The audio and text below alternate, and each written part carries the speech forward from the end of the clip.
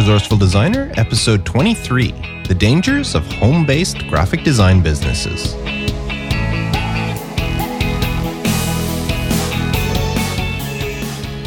Welcome to the Resourceful Designer Podcast, offering solutions to streamline your graphic and web design business so you can get back to designing. And now, your host. He wears out a pair of Apple EarPods at least every 4 months. Mark DeCote. Welcome to the podcast. I'm grateful that you're sticking me in your ears again this week, as this time around, I discuss the dangers of running a home-based graphic design business. Sounds ominous, doesn't it? Ooh. But before I get to that, I want to share another iTunes review from a listener, and this one was submitted by Felipe Manduano in the USA. Incredibly helpful for all graphic and web designers. I really enjoy the way Mark presents his podcast. He makes everything easy to understand and enjoyable. I subscribe to other graphic design podcasts, and this one is different, and I feel like he's talking directly to me and not just trying to have an entertaining show. I recommend this to anyone who has a design business or plans on starting one, like I plan to do. Well, thank you for that, Felipe. And if you would like to leave a review in iTunes for me, you can do so by visiting resourcefuldesigner.com/iTunes, and that'll redirect you to the proper place in the iTunes store. Now, as always, I like to begin every podcast with a resource to share with you. And this week's resource is Audible. Now, you may be wondering what Audible has to do with graphic design. Well, let me tell you. Now, first of all, if you're not already aware of it, last week I published a blog post on resourcefuldesigner.com entitled Non-Graphic Design Books Every Graphic Designer Should Read. Because there's tons of great graphic design related books. Books about typography, layout, logos, color theory, all sorts of great graphic design related books. But if you're running a graphic design business, there are also some really wonderful books that have nothing to do with graphic design that could really help you along your way. So I created this post that you can find at resourcefuldesigner.com/non-design books. And in it, I share what I believe are some of the best books to help you, whether you've already have an existing graphic design business or if you're thinking of starting up a graphic design business. They cover topics such as being a good leader, influencing people, how to land the perfect client, testing your business ideas, and improving your communication skills, amongst so many other topics. Now, in the article, I did include Amazon links in case you were interested in purchasing any of the books. But did you know that almost every single one of those books is also available as an audiobook? And that's why I chose to use Audible as my resource this week, because I already know two important things about you. One, I know since you're listening to this podcast, that you're passionate about your graphic design business or the possibilities of starting a graphic design business. And two, since you're listening to a podcast, you're somebody who enjoys learning by listening to things.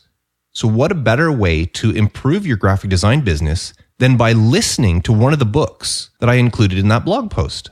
Now, I've been a member of Audible for years, and I've listened to countless books.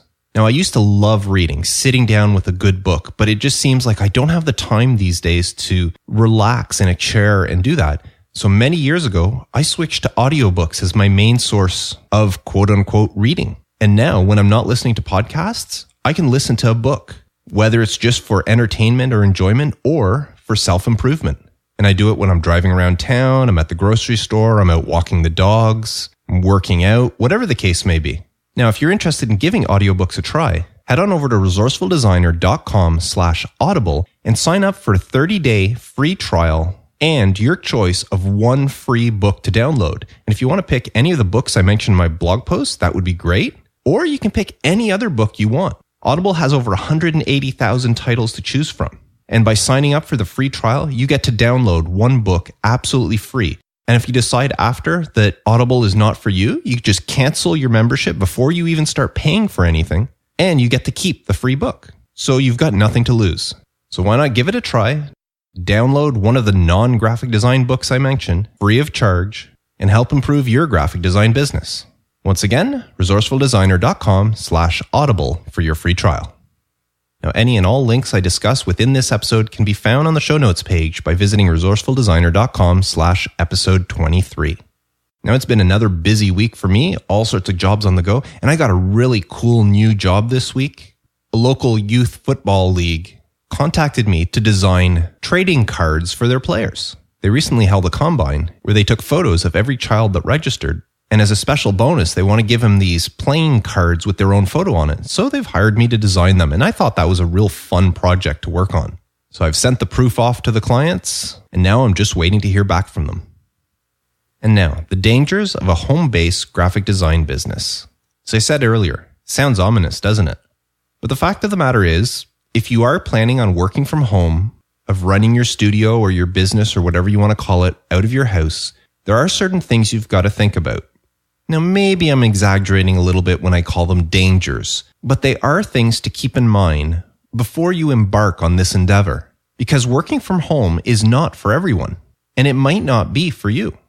Now, yes, most graphic designers tend to be introverts or maybe ambiverts, meaning a little introvert, a little extrovert, which is kind of where I put myself. But even introverts do have their limits. I know sometimes when I'll be talking to somebody and I mention that I run my own design business and I work from home, and they tell me that they can never do that. They would never be able to just work from home. And it's true. It takes a certain type of person to be able to pull this off. Now, in this discussion, I'm going to cover 5 aspects of what I call the quote-unquote dangers of working from home. And those 5 aspects are mental state, environment, work strategies, security, and your well-being. So let's start off with your mental state. As I mentioned earlier, it takes a certain type of person to be able to work from home. And a lot of it has to do with your mental state. Making the jump from an agency or an in-house design department somewhere, or even just from school, requires a lot of discipline, and it could be really taxing on your mental state. In order to work from home, you got to remember that you have to be somebody that can deal with isolation. There are no coworkers around to talk about last night's TV show or to share stories about last weekend's party. It's just you and your computer. And for some people, that's the deal breaker right there. The isolation is what gets to them. And sometimes when I tell people what I do, that is the big thing that they come back with, is that they could not work all by themselves with nobody around. They need the social interaction. And I can understand their point. But for some people like me, and possibly like you, the isolation is not really that big an issue. I myself get my social interaction via social media, via talking to you on the podcast, and whenever I leave the house and I go out in public. But I'm also able to handle being alone for long periods of time. Sometimes days, possibly up to a week or maybe even more will go by where the only people I actually interact with are my immediate family. And as I said, some people, that's just not enough. It would kind of drive them crazy if they didn't have somebody to talk to share with. So it takes a certain type of person that's able to do this. Now, aside from isolation, there are other parts you got to think of whenever you're working from home. One of them could be boredom. What if you don't have a lot of work to do? Either business is slow or just so happens you're on one of those rare occasions where every job you're working out is out for proof and you're waiting for your clients to get back to you. What do you do in those cases? Ideally, you should take advantage of that time to work on your own marketing or promotional material. Maybe update your website or here's an idea. Work your way through my free guide, the 4-week marketing boost that you can download for free at marketingboost.net. During those downtimes is the perfect opportunity to improve your self-image, which is exactly what my guide is for. Now, hopefully you have enough business that you don't run into boredom, or you're the type of person that doesn't get bored too easily. Because if you do get bored easily, then maybe working by yourself from home might not be for you.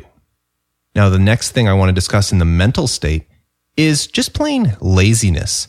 You know, working day in, day out by yourself, week after week, year after year, there will be periods where you're just going to get plain downright lazy. I know I've done it. Others I've talked to have done it. It's those times when you do have projects to work on, maybe even deadlines approaching, but you just don't feel like working. So you just sit in front of your computer, moving files around, visiting one insignificant website after the other, instead of doing your work. Now, the danger with this is, since you're working at home, there's no accountability. There's nobody breathing down your neck to get the job done. Yeah, clients might have deadlines and stuff like that, but they're not actually there. So it's not like you're at an agency where you can't just sit in front of your computer not doing anything or doodling on a piece of paper or whatever the case may be, where your supervisor or boss might see you and say something. When you're working from home, that accountability falls on you. So you need to be the type of person that can break out of that laziness, because laziness is contagious. If some morning you get up and you say, I really don't want to do this, and you just blow it off and say, I could do this afternoon, well, you're risking the chance of getting into that rut that when afternoon finally comes around, you might not have the motivation to actually pick up at that point. You might just keep on going and say, I'll do it tomorrow and the next day and the next day. And I know it sounds crazy, but the laziness bug can actually be the downfall of your business. I know another graphic designer, excellent graphic designer. He was actually one of the people that inspired me to start my own business. So what a surprise it was to me that after I finally left the printing company I was working for and started my own business, about a year afterwards, this other designer closed up his business and went to work as an in-house designer for a local company. I thought he was doing so well. He had had his business for over 10 years. And I asked him what happened. And he said he just got lazy at the end. He didn't want to work on the jobs. He was always finding excuses not to do it. And he said eventually it got to the point where he started losing clients because he was missing deadlines. He wasn't putting the full effort into the design he was doing, so his quality was going down and people were noticing. And he said after over 10 years in business, it just started getting to him. So when he found out about this job opening, he closed up shop and went to work for this company, and he said he couldn't be happier. So his design business downfall was all due to laziness. And he said it was something that once it caught hold of him, it was hard to get out of. So that's mental state. You got to be prepared whenever you're starting your own graphic design business, especially if you're working from home, to realize that you are going to have to deal with the isolation, sometimes the boredom, and to try to fend off the laziness that may affect you, because you are the only person that can motivate you to work, and you are the one that you have to hold accountable, because there's nobody looking down your shoulder, breathing down your neck, telling you to get the job done. So that's the first danger of working from home. Now, the second thing I want to talk about is your environment. Now, a lot of the dangers of your environment have to do with the mental state that I was just talking about. And what I'm talking about is just everything around you that can be distracting from your work. You are alone day in, day out in your house, in your apartment, in your condo, wherever it is you're working. And sometimes it can be tough knowing that not too far away, possibly in the other room, is your television, maybe your video game console, things that can pull you away from work. Maybe you started binge watching that new series on Netflix last night, and this morning you should be working, but that TV is calling to you because you only have 2 or 3 episodes left to finish the season.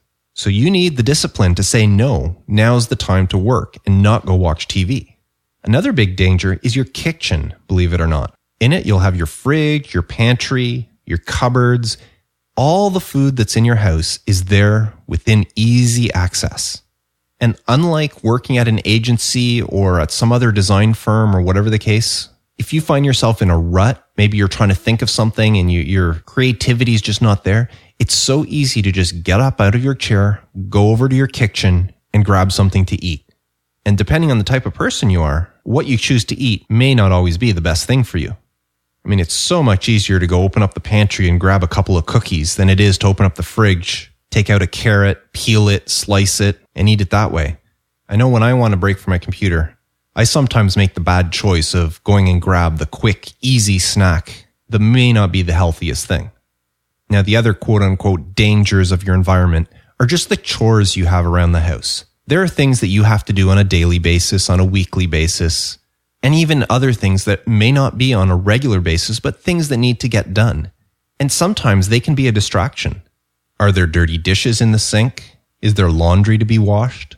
Maybe there's a room that needs to be painted, or something else in the house that needs repairs. Well, these are all things that would be out of mind while you're at some studio or agency, but because you're working from home, sometimes they can be a distraction and take you away from work. I recently had to do some plumbing work that required me to shut off water to my house, and I decided to take time away from work because I thought it would be better to do this when I was the only one at home and nobody else would be requiring the water. So yes, it was convenient, but it meant taking time away from my client's work, from my own work, in order to get something done around the house. Now, I know a lot of this just comes down to time management, but I just want to point out that because you're working from home, there are the quote-unquote dangers of your environment that could interfere with your business. Next, I want to move on to your work strategies. These are how you actually get down and how you work. Now, 1, your work hours. Because you're working from home, you're really setting your own hours. And as you know, being a graphic designer is not necessarily a 9-to-5 type job. You can't just turn on creativity at 9 o'clock and shut it off again at 5. You could be hit with inspiration at any time of the day. But one of the dangers of working from home is that you can be hit with that inspiration at any time of the day.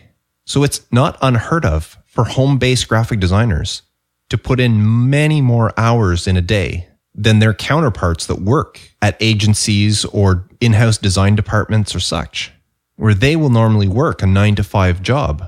Designers working from home will often find themselves working many, many more hours, sometimes way into the evening, especially when they get on a roll.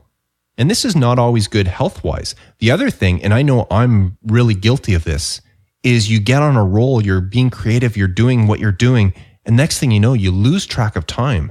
And I know on many occasions it's happened where my wife has got home at the end of the day asking me what's for supper. And all of a sudden I realized I never got up and had lunch. I was so focused and in the groove that I completely lost track of time and never thought about eating or about myself or any of that. And if you do that on a regular basis, it could really lead to burnout. So that is one of the dangers of working from home. Burnout is a big possibility because you don't have the same limitations that other designers have. So you have to be careful. Now, another thing with your work strategy is how you handle your emails and social media interactions and that, because that can be another big danger. And it kind of works in with your environment and your mental state that I already talked about. But social media can be a huge time suck. I mean, how many times have you gone to YouTube to watch something legitimate, maybe some Photoshop tutorial or something, and after you've watched it, you see in the column on the right some other video that catches your eye and you say, well, I'll just click on this and I'll just watch this one. And before you know it, an hour has gone by and you've watched 20 videos. I mean, marketing people do it on purpose. You see it in the ads on blog posts and on websites all the time, stuff that draws you in. Headlines such as, photographer was hired to shoot wedding, but you won't believe what he saw. And of course, you've got to click on it to see what he saw. And that just leads on to more and more stuff.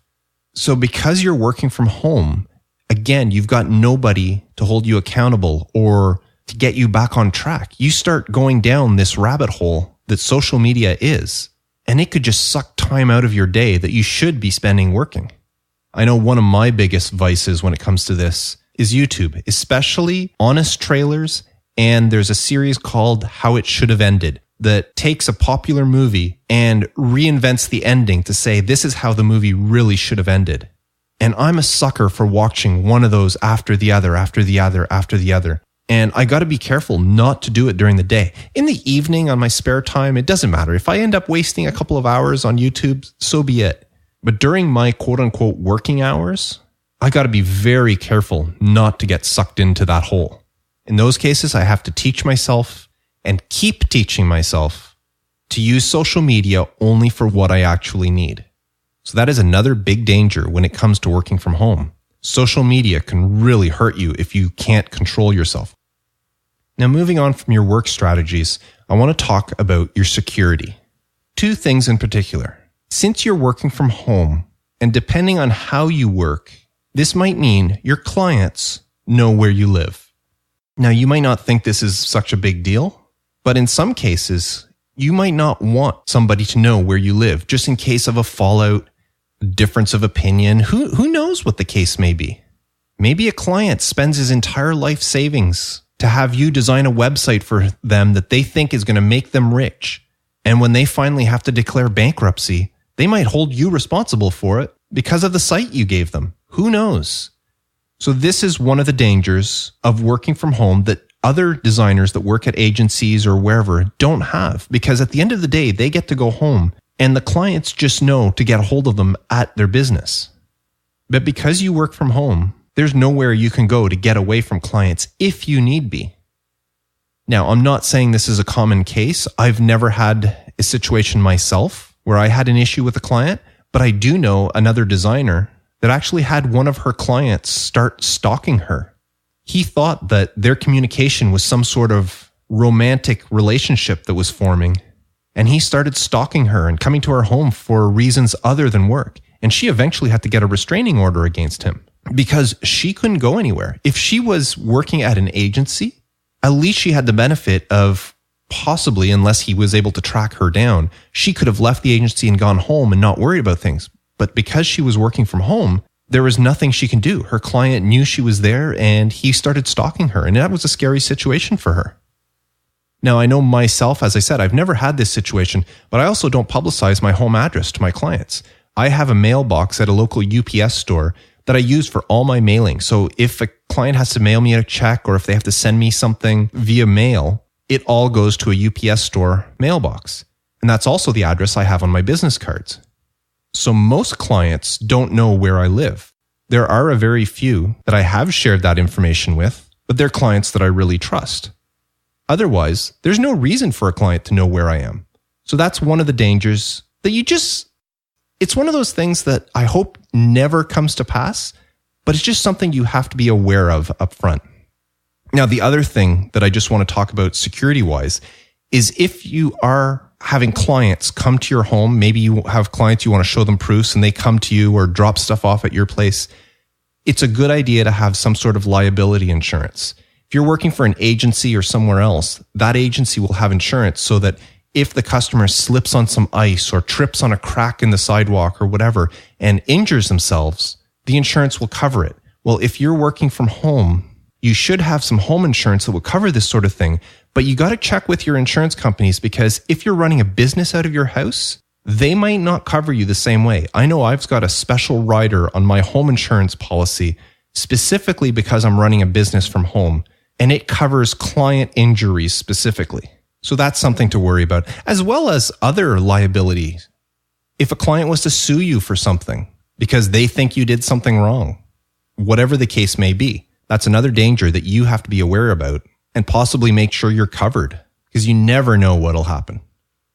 Now, the final thing I want to talk about in the dangers of working from home is your well-being. And this one here is a little bit more serious than some of the other things I was talking about, like the fridge and the TV and social media. This is your actual health. I myself am 46 years old right now. I'm a bit overweight. Well, actually, no, maybe more than a bit. And I do worry sometimes what happens if something happens to me while I'm all alone by myself. If I was at an agency or if I was working at a in-house design studio somewhere or if I was back at the print shop, if something happened, like maybe if I had a heart attack or a stroke, there'd be other people around that can call 911, that could attend to me or whatever. But working all by myself at home, if I can't reach a phone, I'm on my own until my kids get home from school or my wife gets home from work. And depending, if something happens to me in the morning or early afternoon or whatever, that might be too long a period. Now, I know there's nothing you can really do about that, but it is something to keep in mind. What if I trip going down the stairs or slip in the shower and hit my head? So many things to think about. Not to mention just stuff like taking care of yourself. You know that sitting in a chair all day long is not good for you. You should be getting up from time to time. But as I mentioned earlier, sometimes you get in that groove, you're in that zone and you forget and time just flies by. And I know there's been times where I've been in my chair for 6, 7, maybe even 8 hours a day without ever getting up. And that's not good for your body. So whether you set up timers or you have some special watch or device that'll remind you to get up every hour or go take a walk or even just stare outside to take your eyes off the screen, that's all stuff you should be aware of and concern yourself with. As well as eating. I mentioned the fridge earlier. Well, times when I am hungry, it's just so much easier to go grab something out of the pantry that's already wrapped and ready to eat than it is to try to prepare a salad or cut up some celery or whatever the case may be. You've got to make the conscious decision to do the right things in these cases because, again, there's nobody around to hold you accountable. So that's pretty well what I wanted to talk about in this episode. The dangers of your mental state, your environment, your work strategies, both your and your client's security, and your just overall well-being are all things you have to weigh when considering working from home. And to some people, one or a few of these are just too much and they can't do it. But to people like me and possibly people like you, all of these are very small risks to the huge rewards that come with being your own boss, working out of your own home, and setting your own rules. So those are the dangers of a home-based graphic design business. Did I miss anything? Are there other dangers that you think about that I didn't cover? Leave me a comment on the show note page at resourcefuldesigner.com/episode 23. I would love to hear them. Now, I don't have any question of the week to share with you this time around, but if you would like to submit a question for me to answer on the next episode of the podcast, visit resourcefuldesigner.com/feedback and I'll do my best to help. But I can tell you that I'm going to flip things around next week, and instead of talking of the dangers of working from home, I'm going to look on the brighter side and discuss the benefits of working from home. So I hope you can tune into that one. Once again, I want to remind you of my resource of the week, which is Audible, the best source for audiobooks. And if you want to try a free audiobook, visit resourcefuldesigner.com/audible to sign up for your free 30-day trial. And you can download any of their over 180,000 titles. And if you're not sure what to choose from, visit my blog post at resourcefuldesigner.com/non-design books and maybe choose one of those to help you in running your graphic design business. Well, I wish you all the best on whatever projects you're currently working on. And until next time, I am Mark Decote, reminding you to stay creative.